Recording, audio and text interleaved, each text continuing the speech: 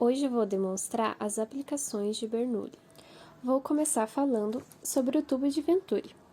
O tubo de Venturi é formado por uma área convergente e por uma área divergente.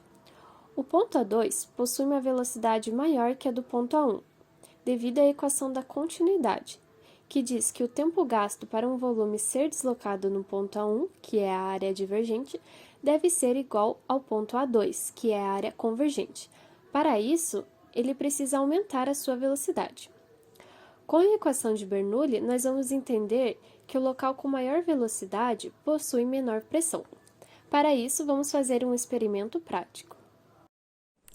Então, para esse experimento, eu utilizei 2 potes de vidro para dar suporte às garrafas PET e também preguei em cada lado 2 parafusos para dar mais estabilidade, ao experimento. Nessa extremidade mais fina, eu uni as 2 garrafas PET com esse cabinho de silicone, e coloquei fita adesiva em volta. E também coloquei esse veda-rosca para garantir que nenhum arzinho saia e que elas fiquem bem unidas.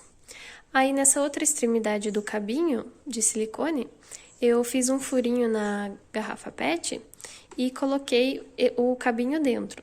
E também passei um pouquinho de cola de PVC para garantir que nenhum arzinho saia também, apenas por essa abertura mais larga aqui.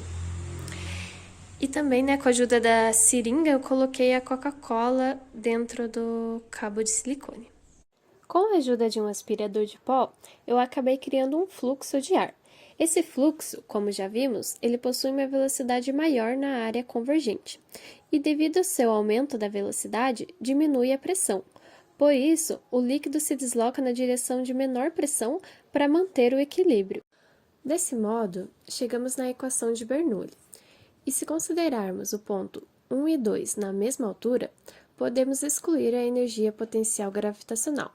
Assim sendo, se a gente aumentar a velocidade, devemos diminuir a pressão para manter a igualdade. O tubo de Venturi também pode ser usado na fertirrigação. Para isso, é necessário um canal principal, onde vai ser também colocado um registro, e um cavalete, onde vai ser colocado o tubo de Venturi. Quando a água entrar no tubo, ela vai ganhar uma velocidade muito alta, e com isso vai diminuir drasticamente a pressão, podendo chegar até mesmo a medidas negativas. Essa baixa pressão causa uma sucção nesse cabo flexível e acaba puxando o fertilizante, o qual vai ser levado para a lavoura.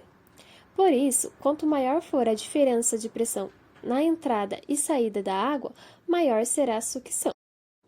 A equação de Bernoulli também explica como os aviões ficam suspensos no ar. Isso acontece porque o avião foi projetado para o ar passar mais rapidamente na parte superior. E como já vimos, quanto maior a velocidade, menor é a pressão. Por isso, na parte inferior, a pressão é bem mais alta.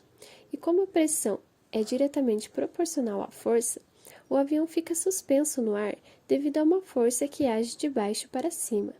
À direita, temos o tubo de pilot.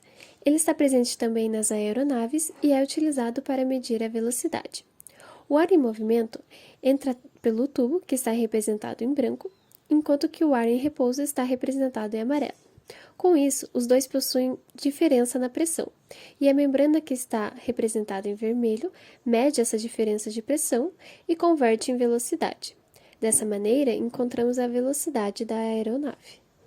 Desse modo, eu concluo a minha apresentação. Muito obrigada pela atenção de todos e estou aberta a sugestões.